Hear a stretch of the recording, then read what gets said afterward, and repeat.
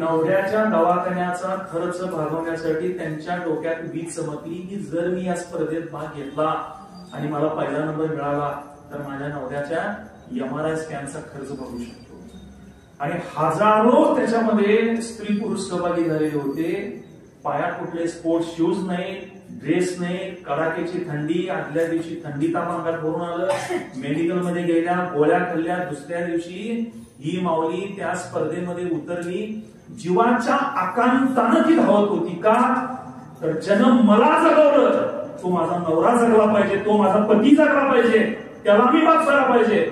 आणि त्यासाठी जीवाच्या आकांतानं ती त्या स्पर्धेमध्ये धावली.